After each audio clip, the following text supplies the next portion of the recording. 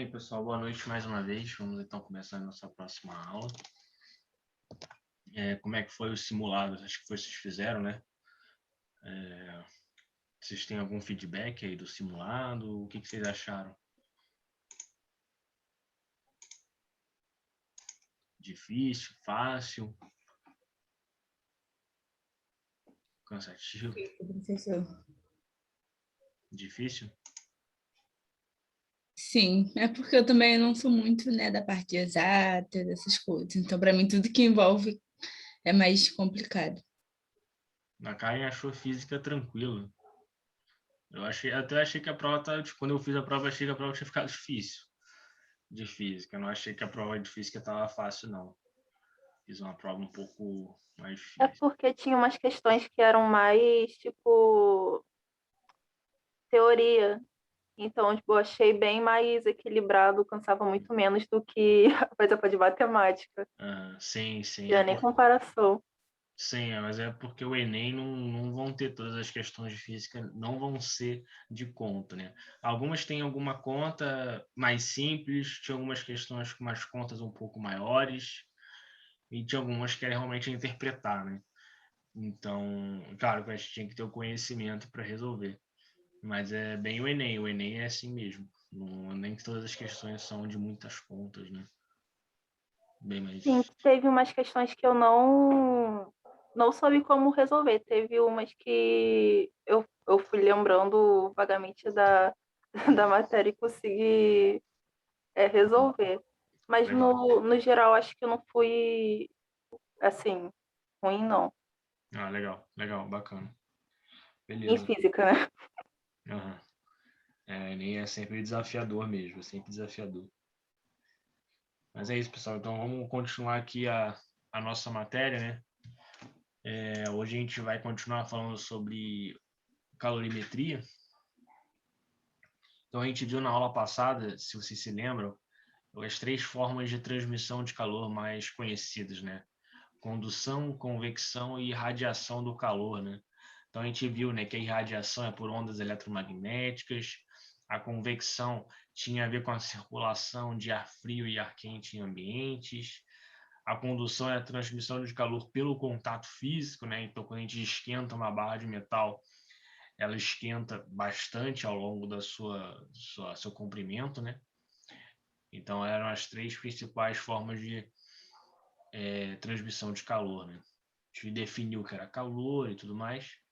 Na aula de hoje, eu quero conversar com você e ir para uma parte um pouco mais matemática da coisa. A gente vai fazer um pouco mais de conta, a gente vai fazer uns exercícios sobre essa parte de calorimetria, tá bom? Tem algumas contas nessa parte de calorimetria que são importantes a gente ver, que também são bastante cobradas em vestibular, né? Então, a gente vai ver algumas coisas. Então, o primeiro conceito que a gente vai analisar aqui na aula de hoje é o conceito de calor sensível, né? Então, a gente analisa o calor de duas definições diferentes, vamos dizer assim. Tem o calor sensível e o calor latente. O calor sensível ele está associado ao ganho de temperatura, né? Então, o que é o calor sensível? Você tem ali uma chaleira, né? Com água no estado líquido. E você acende o fogo, né? Da panela. Desculpa, do fogão, né? Acende o fogo.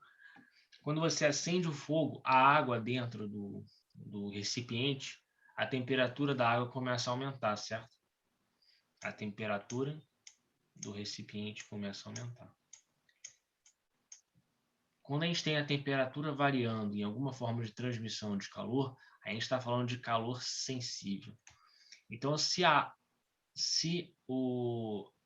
temperatura da água que está sendo aquecida pelo fogo aqui do fogão, significa que a gente está tratando de calor sensível. A gente vai ver que o calor latente não necessariamente não tem variação de temperatura, e sim variação de estado físico, mas a gente já vai chegar lá. E aí, como é que a gente calcula esse calor, né? Então, a gente viu na aula passada as formas de transmissão de calor, mas a gente não viu como calcula esse calor, né?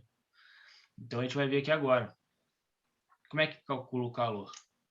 Calor, que é o quê?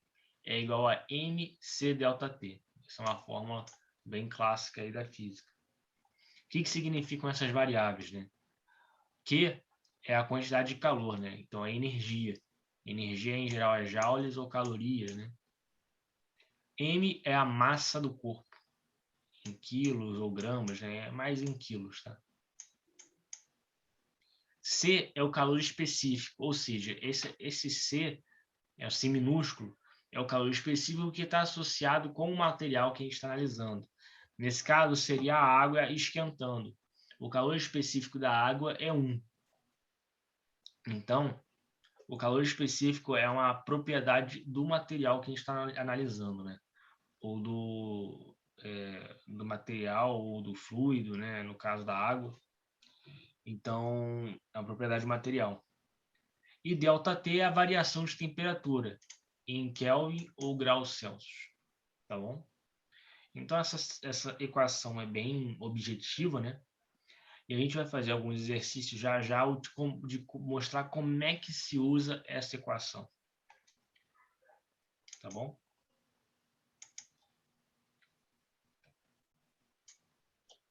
Aqui a gente vai ter a definição do que é calor específico, né? Então, a gente estava falando que o calor específico da água... Pode perguntar, Ana, pode falar. Eu poderia explicar a fórmula, por favor, a que o senhor acabou de passar? Qual é a dúvida?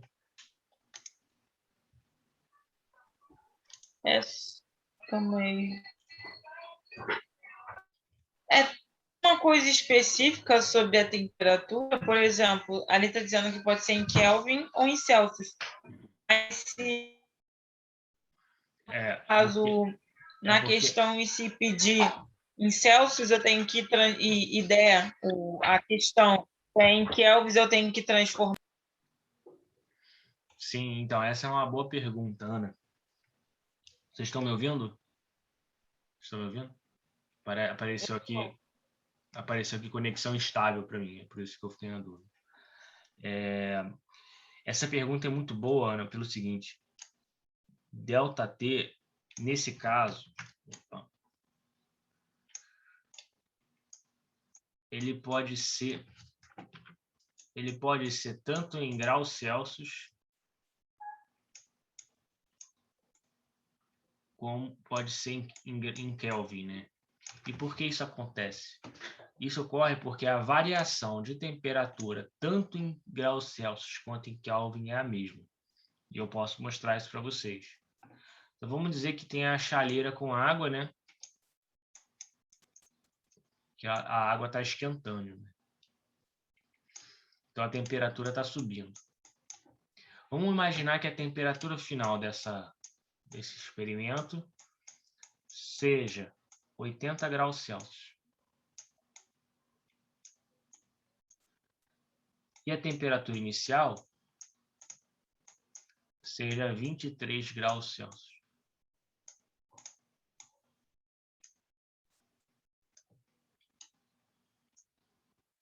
Quanto é que vale 23 graus Celsius em Kelvin, né? Então, para a gente lembrar, a temperatura em Kelvin é igual à temperatura em graus Celsius mais 273, né? Então, essa temperatura aqui vai ser igual a 353 Kelvin. E essa temperatura aqui vai ser 300 Kelvin. Ou seja, a gente está representando a mesma temperatura em duas unidades diferentes. Então, a gente pode falar que 80 graus Celsius é equivalente a 353 Kelvin e 23 graus Celsius é equivalente a 300 Kelvin. Então, vamos calcular a variação de temperatura, né? Como é que a gente calcula a variação de temperatura? é temperatura final menos temperatura inicial, né? Se a gente fizer isso em graus Celsius, quanto é que vai dar? Desculpa, em graus Celsius, né? Vai dar 80 menos 23. Isso é igual a 57 graus Celsius. Se a gente fizer isso em Kelvin, vai dar quanto? 353 menos 300. Que é igual a 53 Kelvin. Por algum motivo eu fiz alguma conta errada aqui. Então, 263. Aqui dá 53.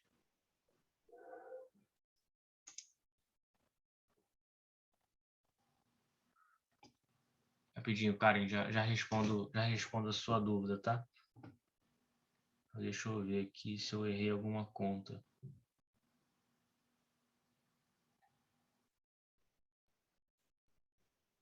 Ah, tá. Aqui não é 300, né? Aqui é 273. 273 mais 23 vai dar 296 Kelvin.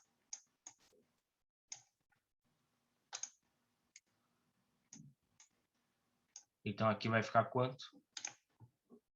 296. E agora a gente chegou em 57 Kelvin. Ou seja, a variação de temperatura, tanto em graus Celsius quanto em Kelvin, elas são iguais. Ó. Então não faz diferença se você calcula a variação de temperatura em Kelvin ou em graus Celsius, dá a mesma coisa, né? Então é isso, né? Então a gente pode fazer essa conta de variação tanto em Kelvin quanto em graus Celsius, que vai dar sempre a mesma coisa. Então nessa equação tem essa vantagem, tá? Mas vai ter uma outra equação que a gente vai ver nas próximas aulas, que é PV igual a nRT. E aí esse T de temperatura tem que estar em Kelvin, tá? E Karen, você perguntou se Q tem uma fórmula que é Q igual a N vezes Z, né?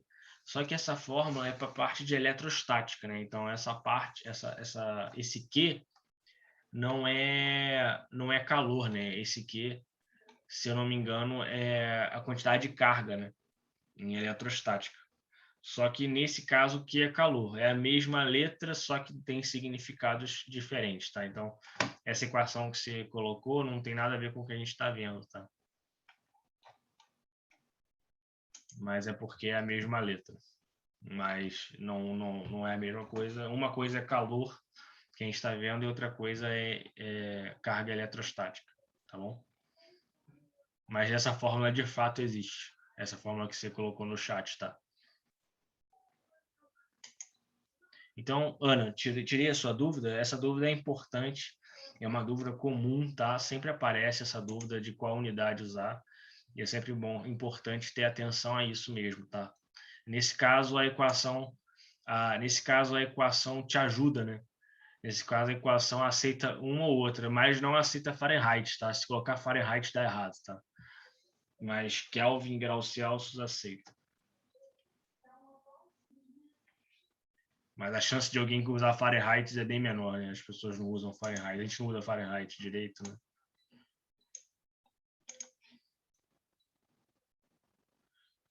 Não, na massa, Ana, aí tem que usar quilos, tá? Em geral, é quilos. Na verdade, a massa, na verdade, você tem que sempre se basear pela unidade que está no calor específico, tá? Então, normalmente, o calor específico é dado em joule quilo por Kelvin, que é essa primeira aqui que eu estou apontando. E aí, se está joule, quilo por Kelvin, a massa tem que estar em quilo e a temperatura tem que estar ou em Kelvin ou em graus Celsius, né? Aí a temperatura tanto faz. Mas se está em quilo, você tem que colocar a massa em quilo, tá? Então, o que comanda é sempre a unidade do calor específico. A gente vai ver uma tabelinha, já vamos chegar na tabelinha. Então, vamos definir o que é calor específico, que essa é uma definição bem importante, tá? O calor específico, pessoal, ele é uma constante, né? Ela é uma constante do material, uma grandeza, né? Que tem a ver com a capacidade que aquele corpo, né? Aquele material tem de transmitir calor. Então, quanto maior o calor específico, né, de qualquer coisa, maior é a facilidade dele de transmitir calor, né? Então, se o calor específico dele é muito alto, né? O que acontece? Você tem um calor específico muito alto. Então, ele transmite X de energia a cada variação de temperatura e a cada quantidade de massa, né? Então, você tem um calor específico muito alto, você pode, se você colocar uma massa muito alta, uma variação de temperatura alta, ele vai transmitir muito calor. Então, o calor específico tem a ver com isso, né? Quanto maior é o calor específico, maior é a quantidade de calorias necessárias para elevar 1 grau Celsius daquela substância, né? E, em geral, a referência que a gente sempre tem é a água pura, né? A água pura tem como valor de referência 1 caloria por grama por grau Celsius. Então, pela pergunta da Ana, se a gente quisesse utilizar esse valor de 1 caloria por grama grau Celsius, a gente teria que colocar a massa em gramas e aí a temperatura tanto faz, né? Mas a massa seria em gramas, né? Então, isso é algo importante. Tem que sempre observar a unidade do calor específico, que é a grandeza que está associada à quantidade de energia necessária para elevar a temperatura de qualquer substância, né? E aqui tem uma tabelinha para a gente dar uma analisada, né, do calor específico de diferentes substâncias, né? Então tem a água, que é 1 caloria por grama grau Celsius. O gelo é meio, então o gelo necessita de menos energia para subir a temperatura dele.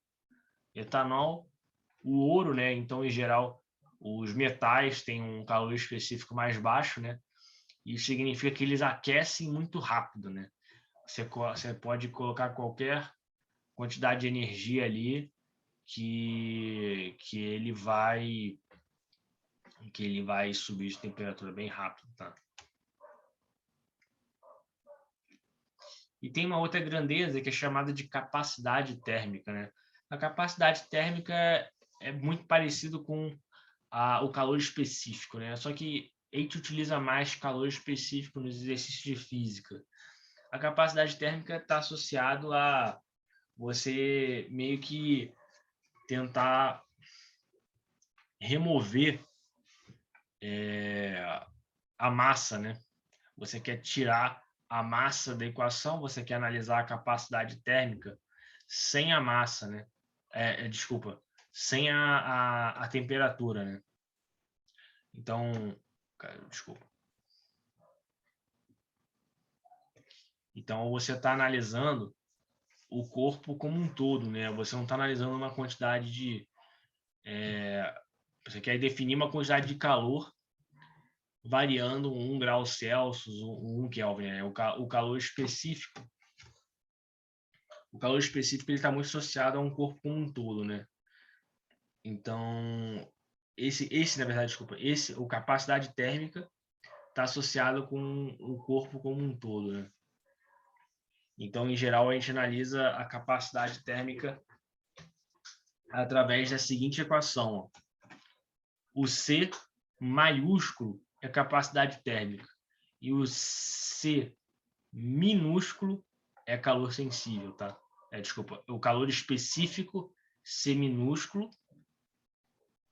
capacidade térmica C maiúsculo. Então, tomar cuidado com essa forma de avaliar, né, o C, né? Eles são muito parecidos, mas não são a mesma coisa, né? Então, a gente pode observar, olha só, o C maiúsculo é igual a Q sobre ΔT, né? Então, vamos escrever aqui o calor sensível. Esse aqui é o C minúsculo, né? Ele seria igual a Q dividido por M ΔT. Então, qual é a diferença do C minúsculo para o C maiúsculo?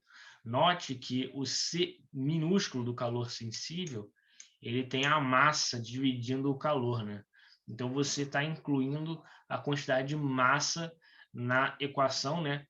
Para ver o quanto de massa influencia na troca de calor. Na capacidade térmica, você não está se preocupado com massa, você quer só entender a parte da temperatura. E aí criou-se uma outra grandeza sem a massa. Que aí fica desse jeito aqui. Ó. Então, notem a diferença de uma para outra aqui. Ó. Uma é Q sobre M ΔT, a outra é Q sobre ΔT. Mas calor específico é a mais usada, tá? Essa aqui é a mais usada, tá? Então, a gente vai trabalhar mais com calor específico do que com capacidade térmica. Apesar de elas serem muito próximas, tá? A única diferença entre uma e outra é a presença da massa na equação.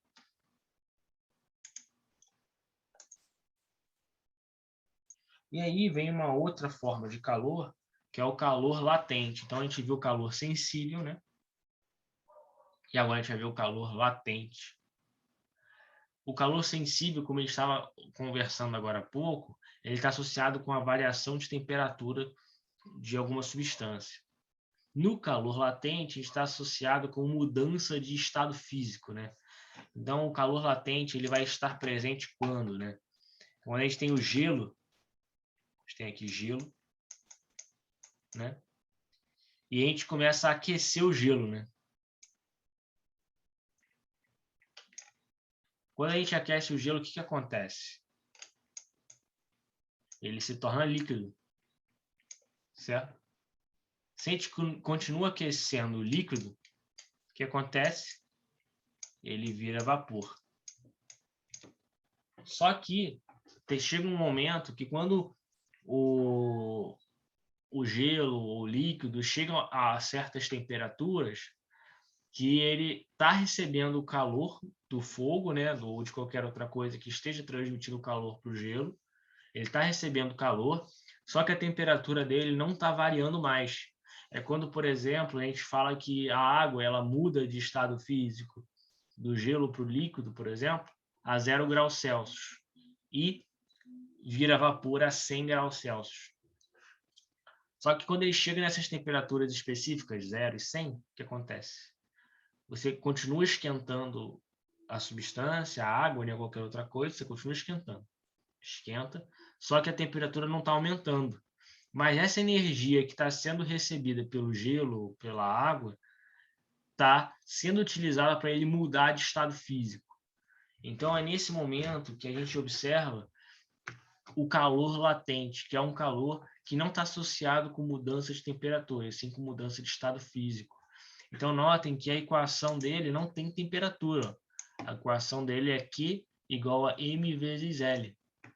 M é a massa e L é o calor latente, que pode ser de fusão, de vaporização, né? Dependendo de qual estado físico ele está mudando. Então, se ele estiver indo do gelo para o líquido, fusão. Líquido para vapor, vaporização, certo? Então, o L muda dependendo de qual variação de estado físico ele está acontecendo, né? E se a gente representar isso, bem, aqui tem o calor latente, né, de alguns materiais. Então, tem aqui água, cobre, alumínio, né? Calor de fusão, né? Então, por exemplo, o calor latente de fusão do ouro, para ele derreter, né, é 15,8, do zinco, 28, e tem da água, que é 80, né, aproximadamente. Pessoal, alguma dúvida até aqui? Essas equaçõezinhas que a gente viu até agora? gente vai fazer um exercício já já para a gente fixar esses conceitos. Professor, desculpa, eu só não entendi sobre calor latente. Uhum. Eu não entendi o conceito muito bem. Você poderia me explicar, por favor? Claro. Vou mostrar um gráfico. Eu acho que esse gráfico ajuda a entender o que é calor latente, tá? Aqui. Imagina que isso aqui é um gráfico de temperatura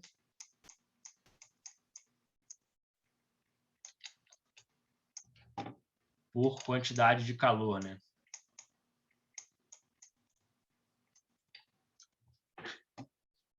Então, o que acontece? Esse aqui é como se fosse o seguinte, a gente pegou a chaleira, né, do fogão e começou a esquentar a chaleira. O que tem dentro da chaleira? Vários cubos de vidro, de água, né? Água congelada. Sorvete, sei lá, congelado. Certo? Esse gelo, ele está, por exemplo, a menos 10 graus Celsius, quando você tira do freezer. Sei lá, estou chutando aqui. Certo? Então, então ele está a menos 10 graus Celsius. É como se ele estivesse aqui no gráfico. Menos 10. 0 graus Celsius. Então, o que acontece? Você começa a esquentar o gelo. Se você começa a esquentar o gelo, a temperatura dele começa a subir. A temperatura dele começa a subir e aqui nesse estado 1, ó, a temperatura dele está subindo e ao mesmo tempo que a temperatura está subindo, ele está recebendo calor pelo fogo. Né? Certo? Está subindo até chegar a 0. Então, nesse momento aqui, 1, o que está acontecendo? Ele está sofrendo, é uma fase em que está ocorrendo aumento de temperatura. Então, aqui a gente calcularia esse calor através do calor sensível. Então, esse Q1 aqui, se a gente fosse calcular, seria igual a quanto? MC ΔT, calor sensível. Quando ele chega a 0 graus Celsius, 0 graus Celsius é a temperatura em que ocorre a fusão do gelo, ou seja, o gelo vai derreter para o estado líquido. Então, nessa fase 2, se a gente quiser calcular o calor que é necessário para ele passar do estado sólido para o estado líquido totalmente, a gente tem que usar a equação de calor latente.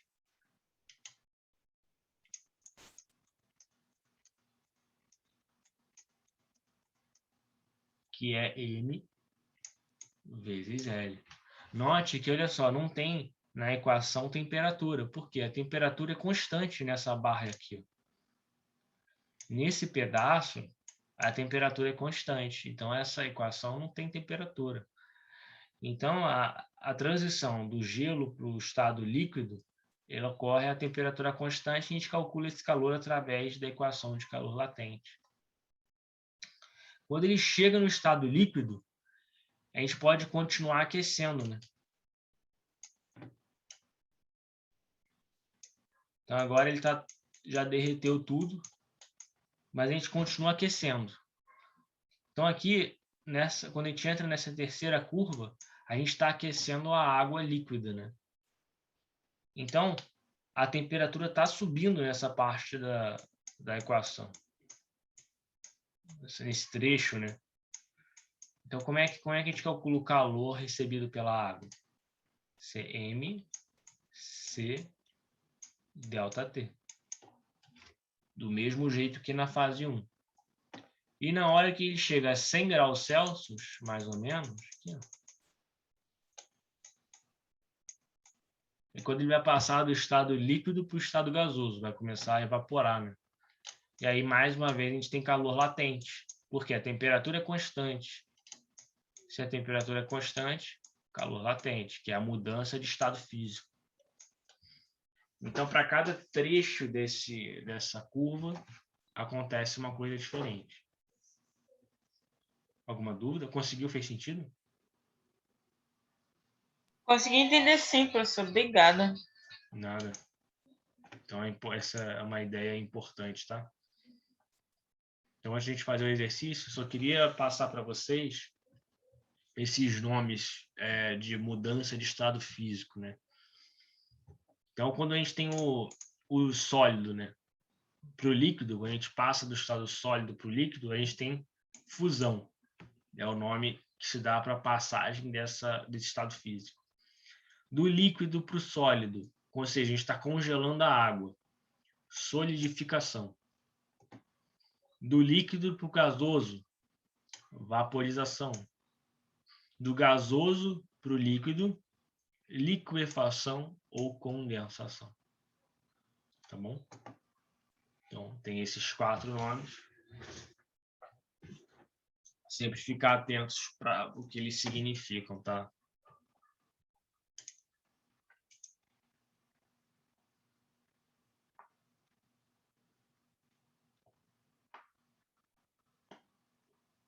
Então, aqui nesse gráficozinho, eu tenho um resumo daquilo que eu acabei de explicar para vocês. Olha só. Na primeira fase, aqui a menos 20 graus Celsius, o gelo está aqui. Ele recebe calor e começa a aumentar a temperatura. Ele continua no estado sólido, né? Então, a gente aqui está falando de calor latente. Desculpa, calor sensível. Quando ele chega nessa reta horizontal, ele entra na fase de fusão, em que ele começa a mudar para o estado líquido, que é quando ele chega a 0 graus Celsius. Então, isso aqui é calor latente. E, em seguida, ele chega no estado líquido total, e aí começa a parte que ele começa a esquentar novamente. Ou seja, ele volta para calor sensível, né? Então, mudança de estado físico, calor latente, variação de temperatura, calor sensível.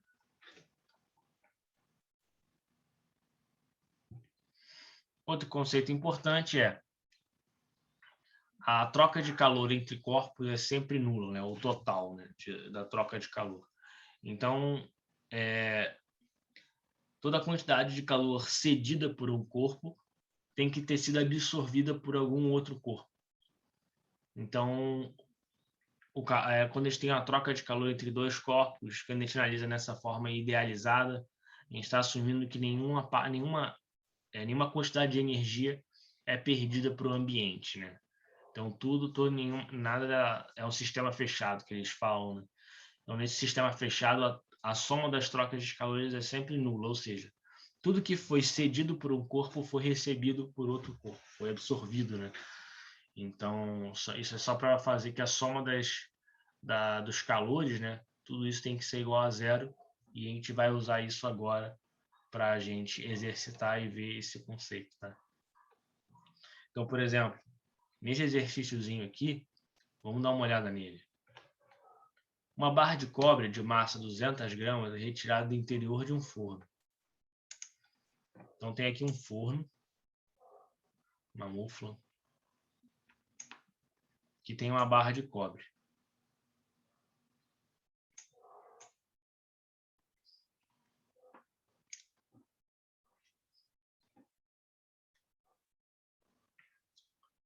Beleza.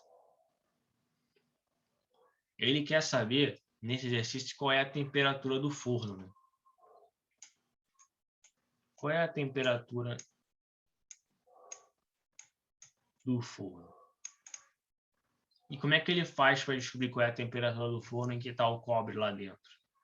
Ele vai fazer um experimento em que ele consiga medir a variação de temperatura em outro recipiente, né? Então, o que ele vai fazer? Ele vai pegar esse pedaço de cobre e vai colocar num outro recipiente.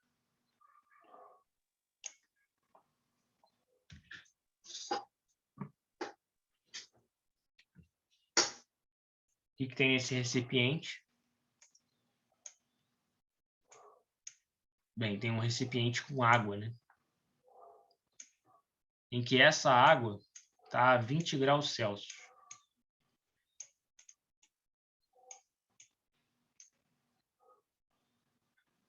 Então, isso aqui é água, né?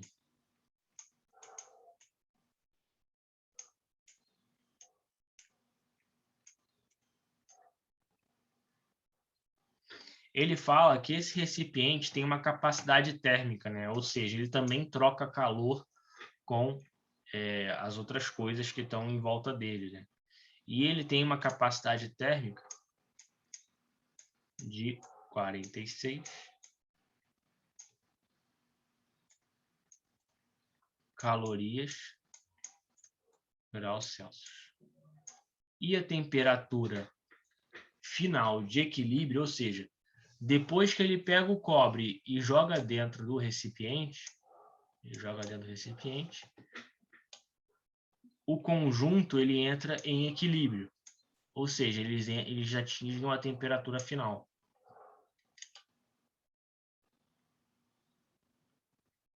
E qual é a temperatura final? 25 graus Celsius.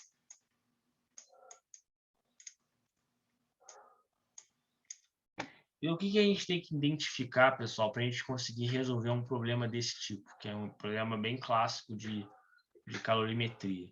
É a gente conseguir identificar quais são os corpos que estão trocando calor, as propriedades desses corpos e fazer um balanço de energia, né, um balanço de calor, em que a soma do calor, né, a soma da troca de calor seja igual a zero. Por quê? Todo o calor não é perdido para o ambiente, uma parte do calor não é perdida para o ambiente, sempre há uma troca de calor entre os corpos, né? Então, se a gente fizesse isso em caixinhas, né, a gente pensaria da seguinte forma. Essa caixinha aqui é o cobre, essa caixinha aqui é a água, e essa caixinha aqui é o recipiente. Então, aqui água.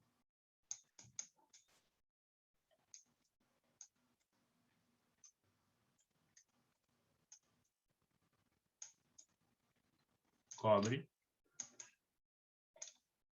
Desculpa. Esse aqui é o recipiente, né? Ele não fala o que é o recipiente, só fala que é um recipiente. E aqui é o cobre.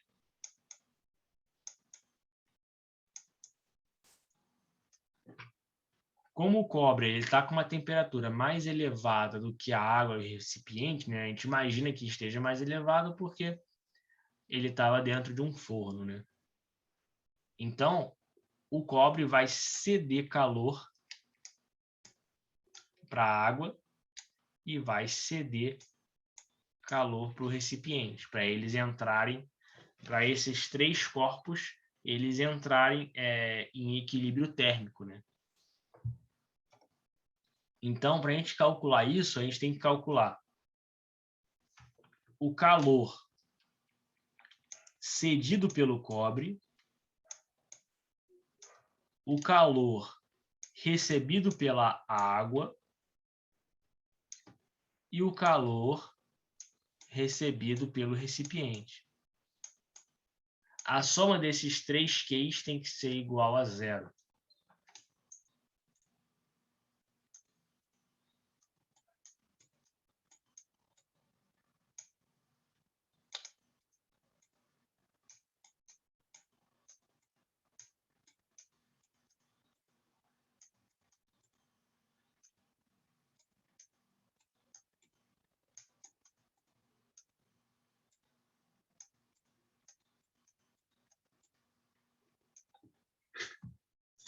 Ok?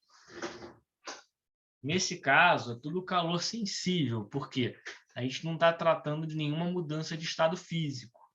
Então, todos esses Qs são calores sensíveis, né? Então, nesse caso, a gente vai usar para todas as equações de Q igual a mc ΔT. Ok?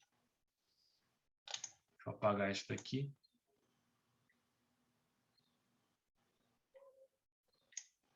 Então, qual vai ser o calor cedido pelo cobre, né?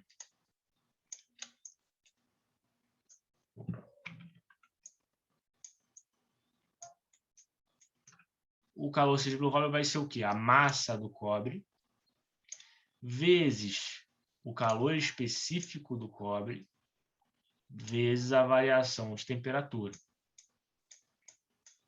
Qual é a massa do cobre? 200 gramas. E aqui entra um detalhe do que a Ana perguntou. Por que eu estou usando gramas e não quilos? Porque a unidade que está aqui, ó, do calor específico do cobre, está em gramas. Então, eu vou deixar em gramas. Vezes o calor específico, vezes a variação de temperatura, que é quanto? Qual é a temperatura final do equilíbrio? 25. Então, a temperatura final do cobre vai ser 25. Menos a temperatura inicial do cobre. Perguntou alguma coisa, Ana? Eu ia perguntar por que... o senhor está diminuindo a temperatura inicial da final, né? Eu ia perguntar sobre isso. Isso. Sempre a final menos a inicial. Ok, obrigada. Sempre final menos inicial, tá? Isso é importante. Qual é o calor recebido pela água? Mesma coisa, tá, pessoal?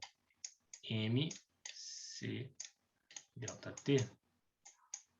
Qual é a massa de água? 200.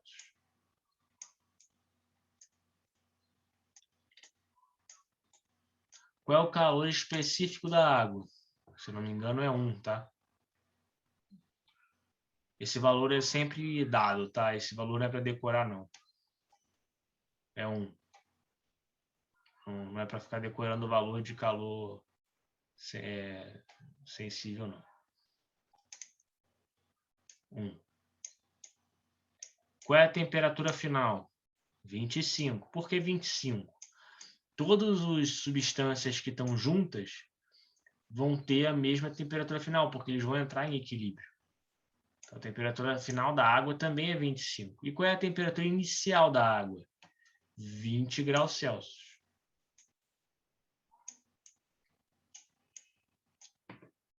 Qual é o calor recebido pelo recipiente, né? Chamar de QR.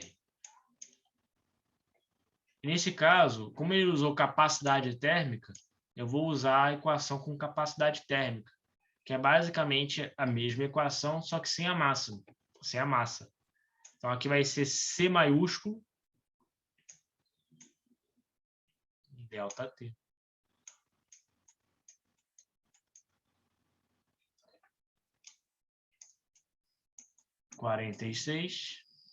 Aqui, ó, 46 calorias por grau Celsius. Vezes temperatura final. Qual é a temperatura inicial? É a mesma temperatura da água, porque eles estavam juntos. 20. Certo?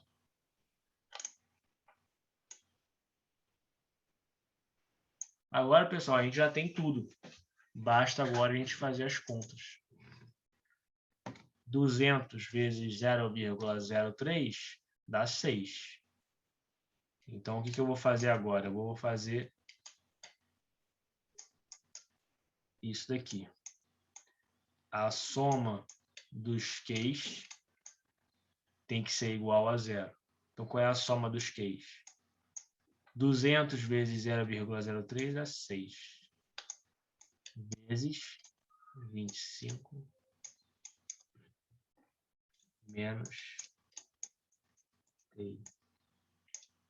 Mais 200 vezes 5. Esse aí é o Q da água, tá?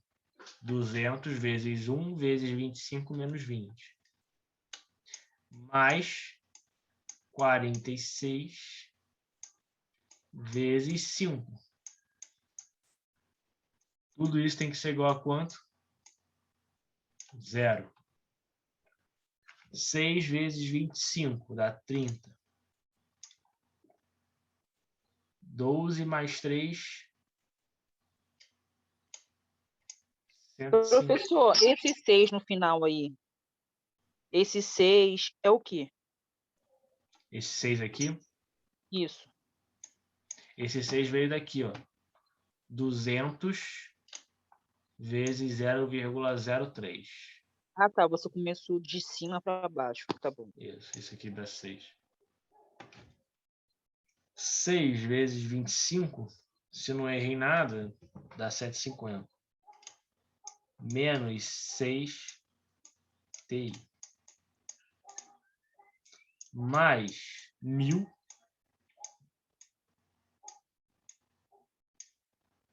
Mais 46 vezes 5. Que dá 30, vai 3, 20, 23. Certo? 30 igual a 0. Mas, professor, esse 6 eu entendi. E esse 15 menos TI? Porque ali em cima está 25 menos TI.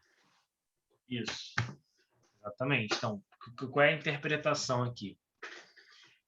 O ΔT é temperatura final menos temperatura inicial. A temperatura inicial da água é 20 graus. E a temperatura inicial do recipiente é 20 graus. E a temperatura final do equilíbrio é qual? 25. ΔT é sempre temperatura final menos temperatura inicial. No caso da água e do recipiente, vai ser 25 menos 20, porque a temperatura final deles é 25 e a inicial é 20. No caso do cobre, a temperatura final também é 25. Só que a gente não sabe qual é a temperatura inicial do cobre. Porque o cobre estava dentro de um forno, né, um tanque quente, e a gente não sabia qual é a temperatura dele, que é o que a gente quer descobrir. Então a gente coloca 25 menos TI, porque a gente quer saber exatamente quanto é que vale TI, que vai ser a temperatura inicial do forno, do cobre, né? E consequentemente do forno. Então por isso que aqui é TI. A temperatura final de todos eles é 25, ó. Mas a temperatura inicial vai depender de cada substância. Fez sentido? Sim, fez, mas eu não estou entendendo esse cálculo que deu 15. Onde é que deu 15? Do 15 menos TI. Ah, isso aqui é 25. Então, é 25 menos TI, sendo que lá embaixo está 15 menos TI. Da onde que tirou esse 15? Não, isso aqui é 25 também. Ah, tá, professor, por isso que estou entendendo. A 25.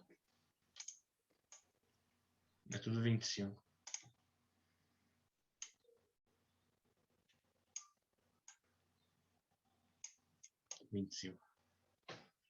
E aí 25 vezes 6 dá 150, menos 6 TI, mais 1000, né? Essa conta aqui dá 1000, mais 230. E aí como é que vai dar isso aqui? A gente vai ter que 6 TI. Isso aqui vai dar 1230, 1380.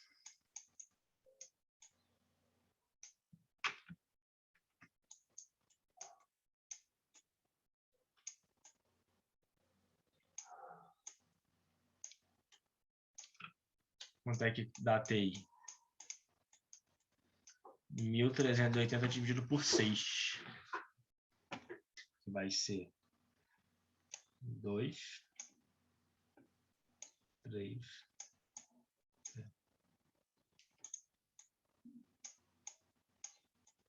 Tem até uma opção aqui.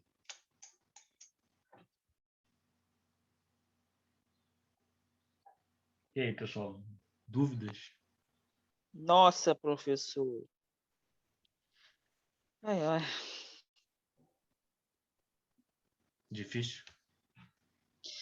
Não é difícil, é porque é muito trabalhoso, muitos detalhes, muitos cálculos. Até você chegar nisso aí, você tem que interpretar muito o texto Tem que. para saber o que você tem que fazer. Exatamente, tem que interpretar bem, senão fica confuso, né?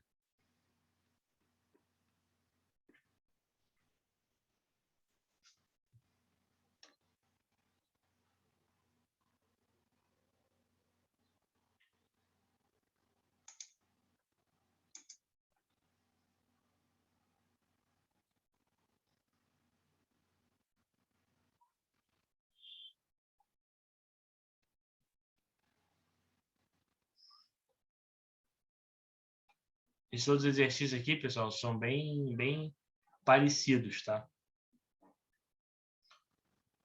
Bem parecidos com o que a gente fez, né? Agora. Por exemplo, nesse gráfico aqui, eu queria mostrar o seguinte para vocês nesse gráfico. Note que tem aqui uma substância que tem essa curva, né? Uma curva de temperatura por calor, né? Então, ela vai subindo. Aí eu queria só entender com vocês o seguinte, ó. Esse pedaço daqui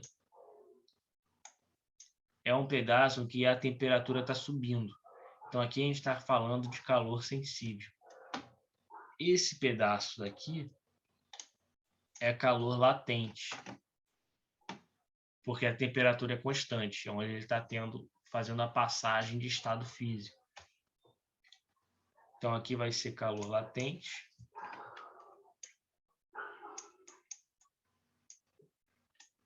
Aqui, como tem aumento de temperatura, é calor sensível. E aqui é calor latente novamente. Professor, então, latente é quando é constante, é isso?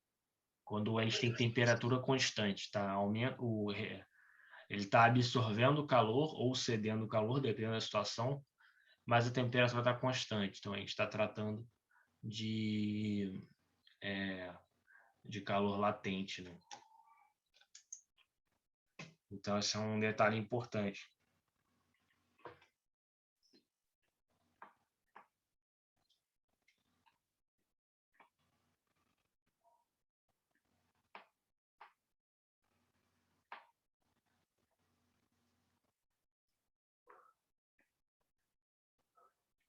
Então é isso, pessoal. Por hoje é isso.